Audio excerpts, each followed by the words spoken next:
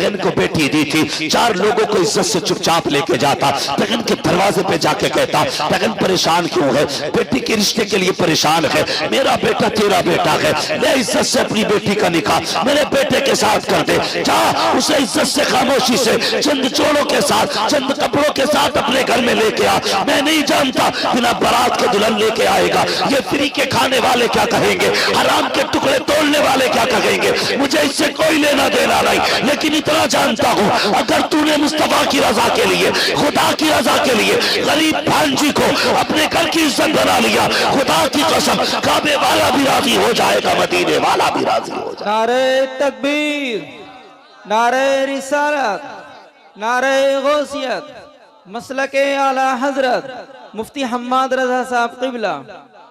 ये तंग नजरियां खत्म करें, प्यार तकसीम करें, मोहब्बतें बांटें। जी मैं हुजूर ने हमें एक कलमे की रस्सी से जोड़ा और ऐसा जोड़ दिया था, ऐसा जोड़ दिया था, खुदा की कसम के अगर कलमा पढ़ने वाला 7 समंदर के पार तड़पता था ना तो इस पार के बंदे को तकलीफ हो जाती थी। जी आज सगा भाई बीमारी से घर में तड़प रहा है और दूसरे सगे भाई को दरवाजे पे आने की फुर्सत नहीं। बेशक इसे इस्लाम समझते हो, इसे ईमान समझते हो? हम हैं किधर भाई? हुजूर ने कलमे की रस्सी से जोड़ा, तुम खून के ना हो सके, तुम अपनी बिरादरी के ना हो सके। जी एक कौवा मर जाए पूरे कौवों की पार्टी इकट्ठी हो जाती है। जी हमारे पड़ोस में मैयत पड़ी है और दूसरे के घर में टीवी चल रहा है, अल्लाह, उसे यह भी नहीं पता आज किसके घर में क्या हुआ है। हम जिंदा तो हैं लेकिन मुर्दा हैं, हम हरकत कर सकते हैं लेकिन हमारे दिल बेजान हो चुके। दिलों में जगह पैदा करें, नौजवानों दर्द पैदा करो, एक दूसरे के लिए मोहब्बतें पैदा करो। मेरे हुजूर है, एक खातून आ गई, उसने हुजूर को इशारे से बुलाया, सरकार अपनी जगह से उठे, अरब की गर्मी, धूप सख्ती की थी, शिद्दत की धूप थी। हुजूर चले गए और उससे बातें करने लगे। काफी देर तक वो हुजूर से बातें करती रही, काफी देर तक। फिर जब वो खातून चली गई, से आबा कहने लगे या रसूल अल्लाह, इतनी गर्मी में आप खड़े थे और ऐसी औरत से बातें कर रहे थे जिसे सारे लोग पागल कहते। हुजूर मुस्कुरा दिए, कहने लगे तो क्या हुआ? कहने लगे या रसूल अल्लाह, आप पागल औरत से बातें कर रहे। फरमाने लगे फिर क्या हुआ? क्या हुजूर, इसे तो कोई शहर में मुंह नहीं लगाता। मेरे नबी के जुमले क्या थे? फरमाया जिसे कोई मुंह नहीं लगाता उसे मोहम्मद रसूलुल्लाह मुंह लगाया। बेशक, सुभान अल्लाह, सुभान अल्लाह। जिसका कोई दुख सुनने तैयार नहीं, उसका मैं दुख सुनने के लिए तैयार हूं। आज कितना दुख सुनते हैं हम अपनों का। अगर कोई कहे यार भाई मेरी बात सुन ले, अरे यार बंद कर, तेरी सीता मीता अपने पास रख। जी किधर जा रहे हैं? हमेशा यूसुफ भाई ने एक बात कही थी, हमेशा जीतना जीत नहीं होती है, कभी हारना भी जीतना हुआ करता है। बेशक बेशक, हमेशा अपनों से आगे निकलना जीत नहीं, कभी अपनों को आगे निकाल देना भी जीत होता है। मगर ये जगहें नहीं है हमारे दिल में। हम तो मकान भी इसलिए ऊंचा करते हैं ताकि पड़ोसी का मकान मेरे मकान से ऊंचा ना रहे। जी ये नियत है हमारी। जवानों, जिंदगी 25, 30, 60, 70 बस। बहुत कम लोग हैं जो 70 की लाइन पार कर रहे हैं। एक दिन तू और मैं भी किसी जनाजे पे लेटे होंगे। बेशक, लोग तेरे मेरे जनाजे का मस्जिद से ऐलान करेंगे, आज फला नहीं रहा, आज फला नहीं रहा, इसका जनाजा इतने वक्त होना है। क्या कर लेना है फिर? लौट के आ सकता कोई जनाजे से उठ के? नहीं। कोई कब्र से आएगा? नहीं ना। जिस दिन आंखें बंद हो गई सारा मामला खत्म हो जाएगा। खुदारा चंगा पैदा करो दिलों में। अपनों के लिए जीते हो, कभी दूसरों के लिए जिया करो, दूसरों के लिए। आज हम मकान इसलिए ऊंचे कर रहे हैं कि मेरे मकान इसके मकान से आलीशान हो जाए, इसलिए टाइल्स लगा रहा है सामने वाले के मुंह पे कि इसका मकान मेरे मकान से अच्छा लगे, और पड़ोसी को बुला के कहता देख भाई कोई कमी तो नहीं रह गई। खुदारा, वो कहा था किसी ने कितने कमजर्फ हैं ये ऊंचे मकानों वाले, वाह, हम गरीबों का तो सूरज भी छुपा लेते हैं। भाई कभी हवेली भी इसलिए ऊंची ना करना कि पड़ोसी मुझसे आला ना जा सके। कभी पड़ोसी की रजा के लिए मकान ना बना, अल्लाह जन्नत में तेरा महल आला बना डालेगा। इंशाअल्लाह। नीयतें खराब होती जा रही हैं। तारीख में बहुत बड़ा नाम हजरत जुनैद बगदादी का आता है। जी सुना है ना? क्या नाम लिया मैंने? जोर से। जुनैद बगदादी से। जोर से। जुनैद बगदादी। इतने बड़े वली, इतने बड़े वली, जब ये मुजाहिदे के लिए जंगल गए और बरसों बाद वापस आए तो बस्ती के लोग थे, उन्होंने सोचा हजरत आ रहे हैं, आज इस्तकबाल करेंगे। आज मेरा इस्तकबाल ना हो तो मेरा मूड खराब हो जाता। जी। मेरे नाम के नारे नहीं लगाए तुमने, 4-5 लोगों ने हार नहीं डाले गले में। बेशक। हम इतने नफ्स के पुजारी हैं। और वो जुनैद बगदादी बरसों जंगल में काट के आए। लोगों ने कहा जुनैद आ रहा है, चलो इज्जत करते हैं। जब देखा लोग हार लिए खड़े, फूल लिए खड़े, कहने लगे जिस नफ्स को मारने जंगल गया था, अगर आज इन्होंने गले में हार डाल दिए फिर मेरे अंदर अना पैदा हो जाएगी, मैं भी कुछ हूं। क्या काम किया? रमजान का महीना था, जेब में हाथ डाला, सूखी रोटी थी, मुंह में चबाना शुरू कर दी। लोगों ने देखा हमारी कौम भी बड़ी अच्छी है, एकदम सर पे उठा लेती है और एकदम पटक भी देती है। बेशक।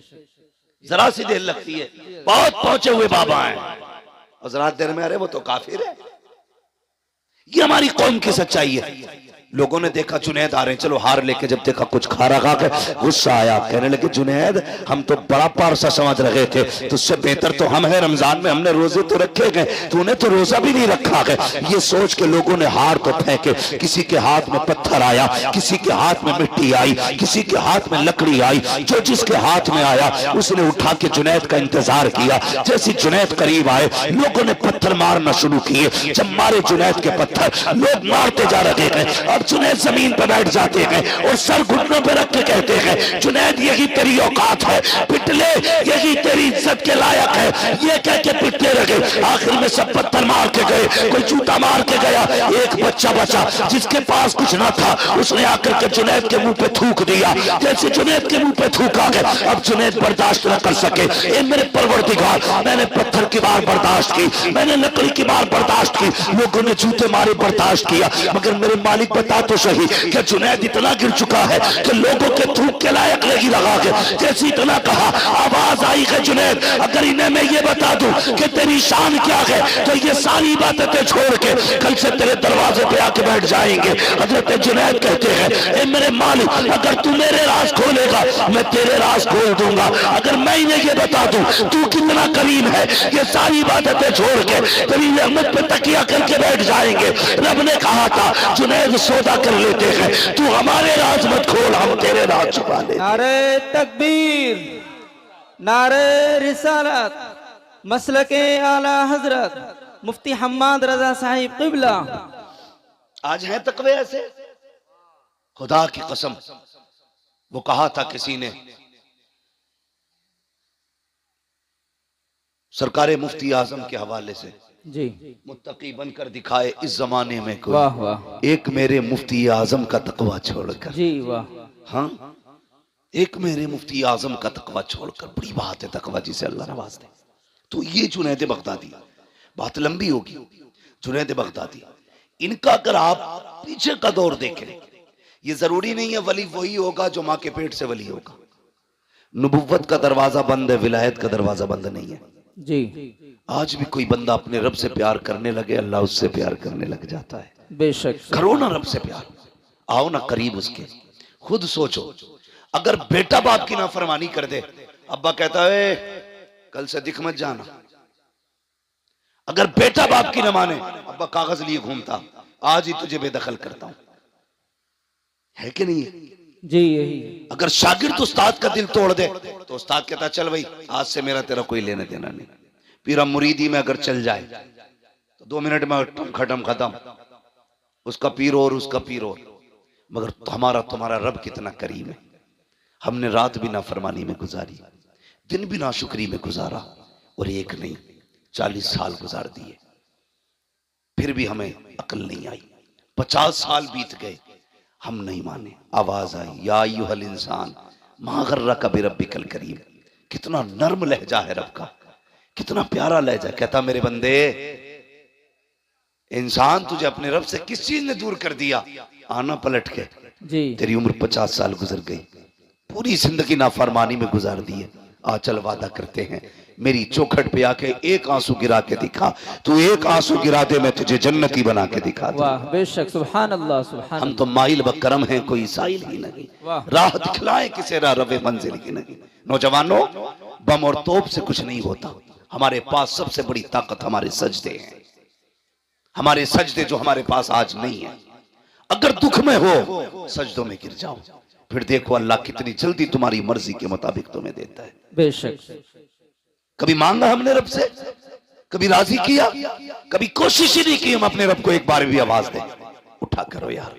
नौजवानों, रातों में उठने की आदत डालो, मगर वो कौम जो 3 बजे तक मोबाइल चलाती हो, वो 4 बजे उठ के तहज्जुद कैसे पढ़ेगी जी। वो 5:30 बजे फजर के लिए कैसे उठेंगे जिसे 3 बजे तक मोबाइल चलाना है।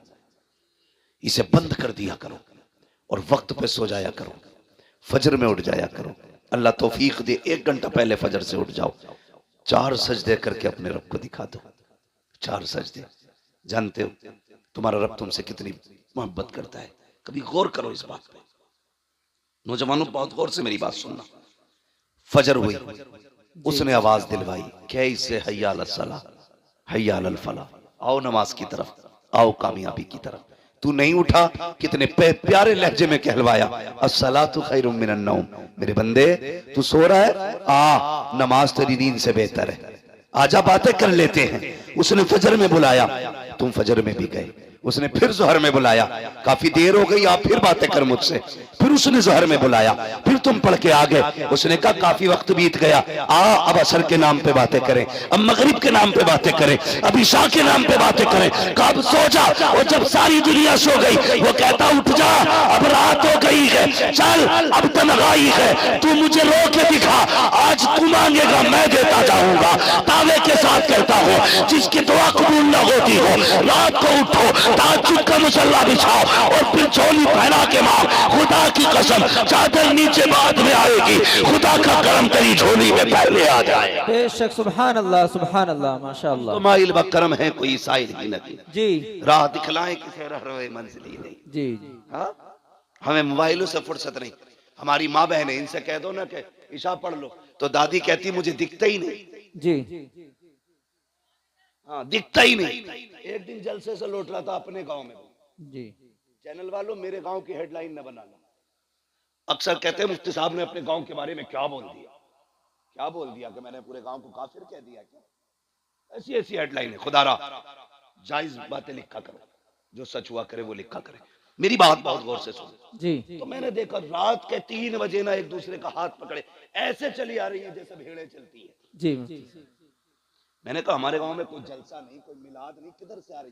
तो किसी ने बताया आज गांव में परमल हुए थे। ये क्या होता भाई?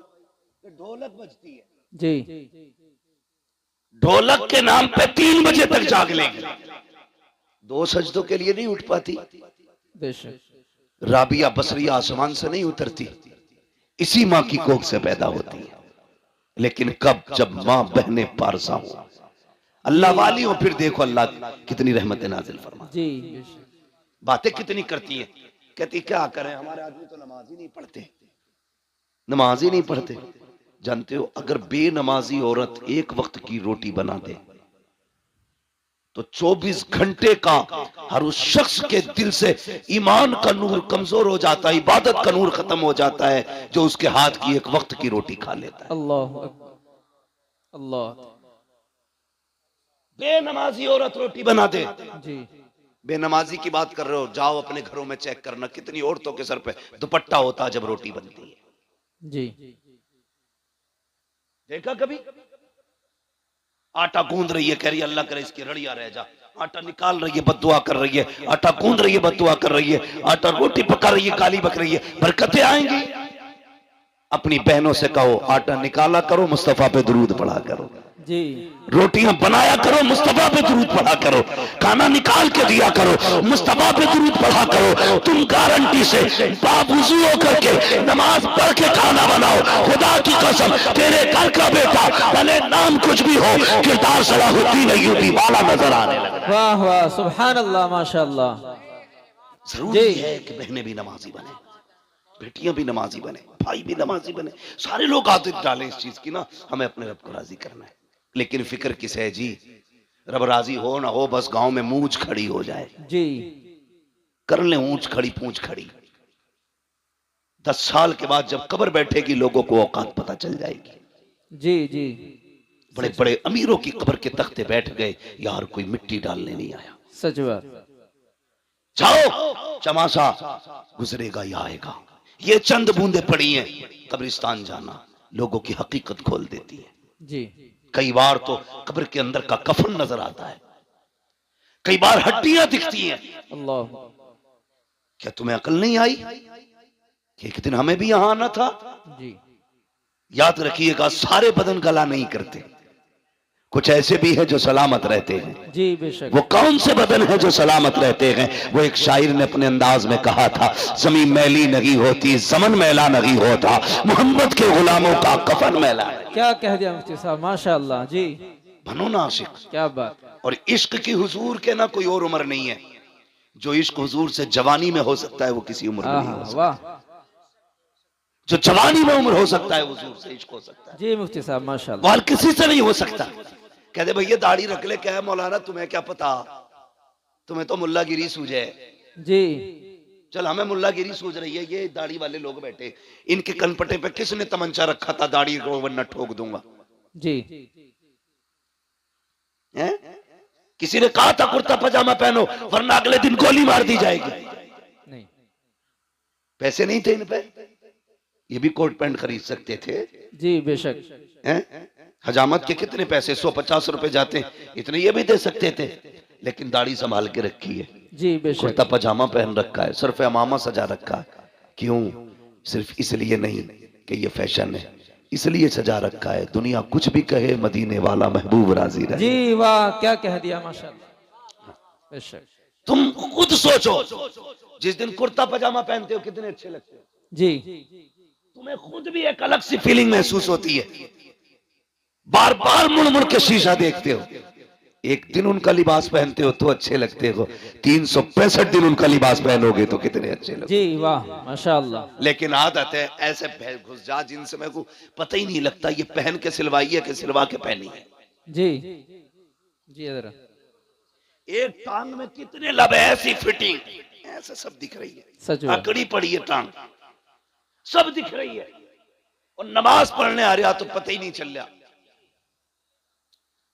इतनी देखो, इबादत भी सलीके से होनी चाहिए, खाली मुर्गे की तरह ठोंगे मांगने मारने से नतीजा कुछ नहीं। आ गया मस्जिद में, इतनी टाइट पैंट है, जब सजदे में गए वो नीचे कुछ रख गई और शर्ट ऊपर को उठ गई। जी अब तेरा सरकारी हाउस है। जी ये अबे जब पहले से ही 3 इंच छोटी है, वो पूरी किधर से होगी? जी यही बात। बोलो,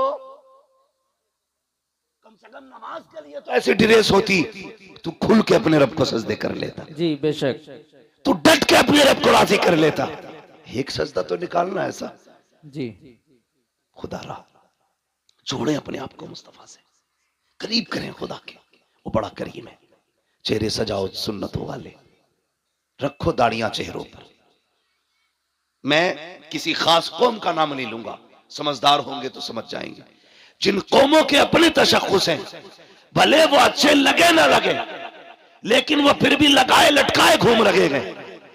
और खुदा ने तो तुम्हें दाढ़ी के बालों से शेर बनाया था। जी वाह। तुम क्यों मुंडा रहे हो? लगता नहीं जुमे जुमे जाके रोज छील के मस्जिद में साफ करके आते हो, देखते हो कोई बाल रह तो नहीं गया। ये हुजूर की सुन्नत है, इसे पूरा कर और सजा के देख। मौलाना नहीं यार, रख लेंगे जब उम्र आएगी। नहीं, जनाजे की कोई उम्र नहीं होती। याद रखना, जहां से कोट पैंट खरीदते हो ना, उसी मार्केट्स में कफन भी मिला करता है। जी बेशक। मेरी बात याद रखना। जी जिन बालों को मुंडा के आए हो ना, सफेदी का इंतजार था, ये सफेदी तक नहीं पहुंच पाएंगे। एक झटका लगता, अब तो बैठे बैठे मौत हो जाती है। क्या हुआ? हार्ट अटैक हो गया, जी दिल जाम हो गया, गुर्दे जाम हो गए, चलते फिरते मौतें हो रही हैं। सजाना चेहरे पे दाढ़ी, फिर देख मर के कब्र में पहुंच, हुजूर मुस्कुरा के देखेंगे। जी क्या कह दिया और हुजूर ने मुस्कुरा के देख लिया, समझ लेना कसम से कब्र की सारे सवाल आसान हो जाएंगे। बेशक वाह सुभान यही तो अल्लाह। मसला। नतीजा क्यों होता भाई? सुन्नियों में क्यों होता नतीजा? ताकि बख्शा जाए। जी होता है कि नहीं? जी बिरयानी क्यों चल रही है डट के? हैं? छह छह भगोने बन रहे हैं, जी बदनाम आला हजरत है। हक बात। तो बिरयानी, उड़द गोश्त, कोरमे, रोटी, ये सारी चीजें इसलिए करते हो कि हमारा मरने वाला बख्शा जाए। अपने जीते जी इतना कर लो कि हम बख्शे जाए। तुम्हें तीजा नहीं करना है, बिरयानी नहीं बनानी है, बस ये चंद बाल हैं चेहरे पे सजाने हैं। कभी रात में उठ के मदीने की तरफ मुंह करना और कहना, मदीने वाले, आज के बाद वादा करता हूं तेरी मोहब्बत में हमेशा चेहरे पे दाढ़ी रखूंगा। जी इंशाल्लाह। कभी कह के देखो उससे, फिर देख अल्लाह दिल कितना ठंडा करता है। जी हमारे मुआशरे के इतने बुरे हालात हैं, इमाम की पकड़ पकड़ के नापेगा जी और बेटे की टटो के कहता है, ये बाल कैसे जम रहे हैं? अभी उम्र है तेरी रखने की। इमाम की नाप रहा, एक अंगल कम ना हो। और बेटे से कह रहा, मुड़ा के नहीं आया? बेटा कहता, नहीं इमाम साहब ने बताया था दाढ़ी रखनी है। कहते, तो तेरी उम्र हो गई कोई? अल्लाह। दाढ़ी की कोई उम्र होती है? सुने, अगर उम्र होती है ना, तो मेरा अपना उसूल ये है, जहां तक मैं जानता हूं, अल्लाह ने कोई चीज वक्त से पहले नहीं जमाई है। जी वक्त से पहले कोई चीज नहीं निकाली उसने, जब जरूरत थी तब निकाली। अगर वो चाहता पैदा होते ही दाढ़ी निकाल देता। देखिए किसी की पैदा होते ही दाढ़ी? नहीं बोलो। नहीं अब तो तालीम का दौर है, अब भी सर हिलाओगे। दाढ़ी देखिए पैदा होता ही नहीं नहीं ना, जब जवानी चढ़ती है तब दाढ़ी निकलती है। क्यों? पता चला जवानी में दाढ़ी की जरूरत होती है। जी जो दाढ़ी मुड़ा देते हैं वो सही से जवान भी नहीं रह पाते। बात ज्यादा गहराई से नहीं करनी है, बस इतनी समझ लो, जवान वही रहते हैं जो दाढ़ी वाले होते हैं। इसलिए चेहरों पे दाढ़ी सजाओ। कहते नहीं दाढ़ी रख लेंगे, पहले ब्याह कर ले। अच्छा चल, तो लोग दाढ़ी हो जाती है तो लड़की नहीं देते। आज तक कोई मौलवी रड़ुआ मरा? नहीं मतलब ऐसा कोई बंदा गया दाढ़ी थी इसलिए किसी ने लड़की नहीं दी? नहीं नहीं गया ना। नहीं दाढ़ी वालों की भी शादी होती है, बेदाढ़ी की वालों की भी शादी होती है। जी मगर फर्क क्या है? दाढ़ी वालों की देर से शादी होती है, बेदाढ़ी वालों की जल्दी हो जाती है। उसकी भी वजह है, क्योंकि जिनकी दाढ़ी होती है ना, उनके घर में नेक बीवी आया करती है, बेशक बेशक। और नेक बीवी आसानी से नहीं मिला करती है। जी सैकड़ों में चंद होती है, बेशक। बल्कि हजारों में कुछ होती है।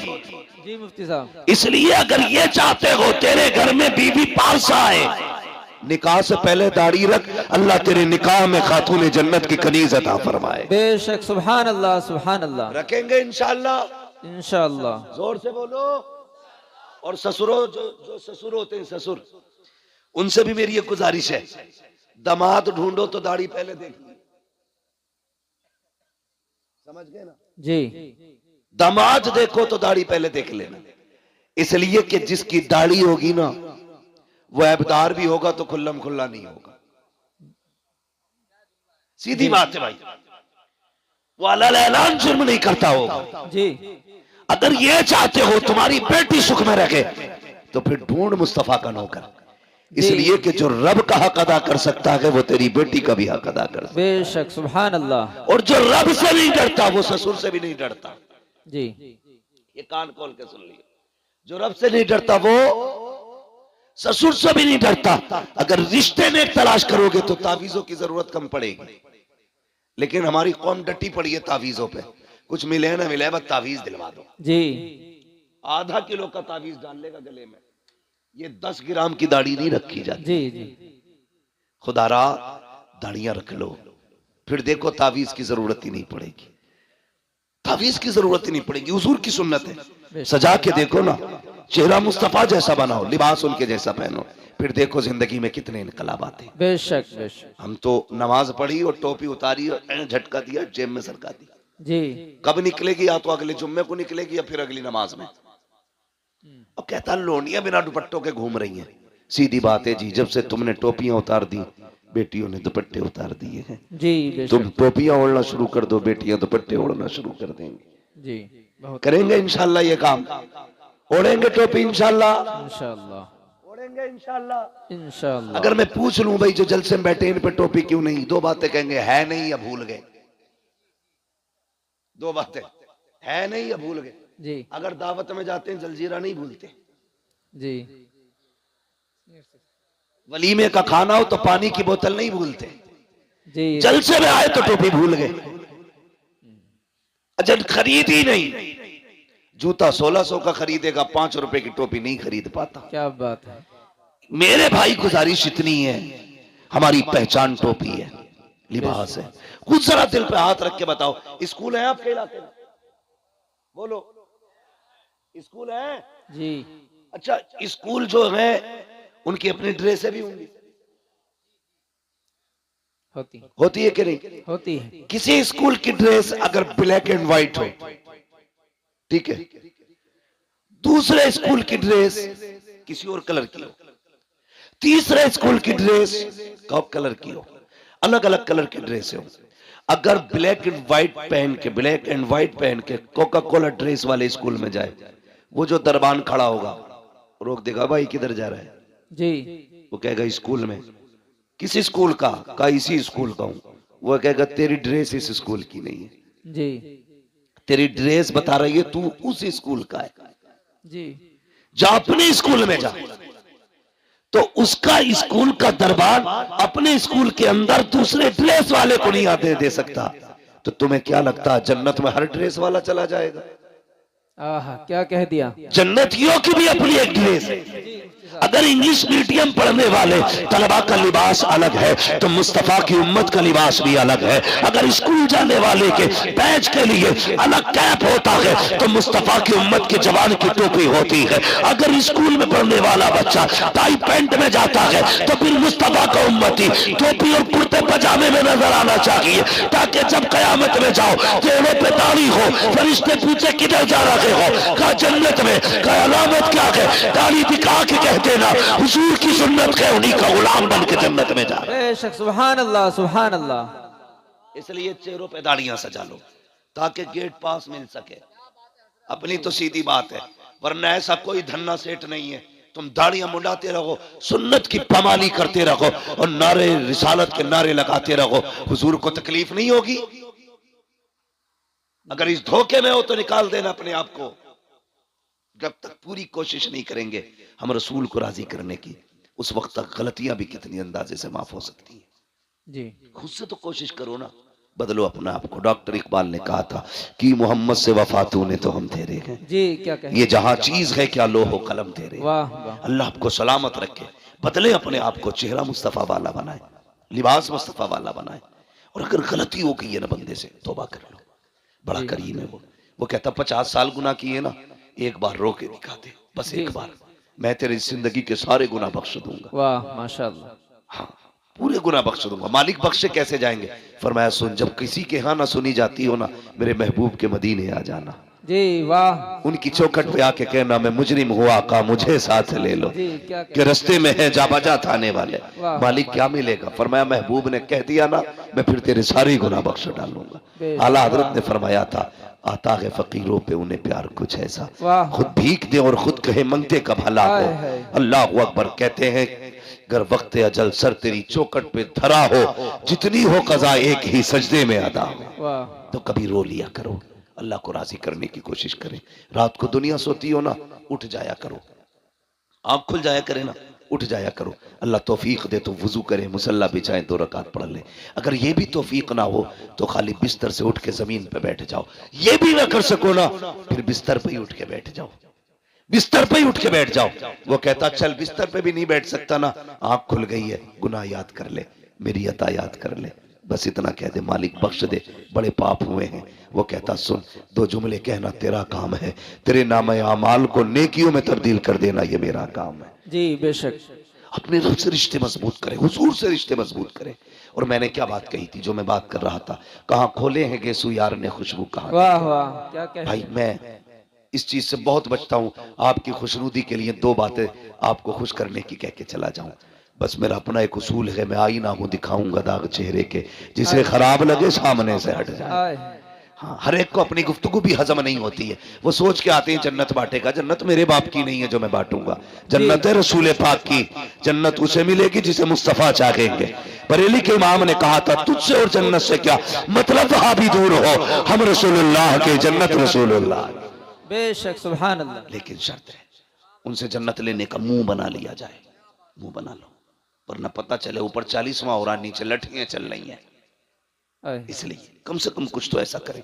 मैंने कहा था हमेशा जीत जाना सब कुछ नहीं होता, कभी हार जाना भी बहुत कुछ होता। जी वाह, यही जुनैद बगदादी। तवज्जो है आपकी? जी। अगर थक गए तो जरा जोर से कह दें या रसूल अल्लाह। वाकई थक गए तो इतनी जोर से या रसूल अल्लाह कहा आपने। जी। अगर नहीं थके तो अब और जोर से कह दें या रसूल अल्लाह। या रसूल अल्लाह। माशाअल्लाह, अल्लाह सलामत रखे। बस इतने अच्छे लोग हैं तो जी चाहता थोड़ी सी बात और कर जाऊं। लोग अच्छे, मेरा जी चाहता ये बात पूरी करूं।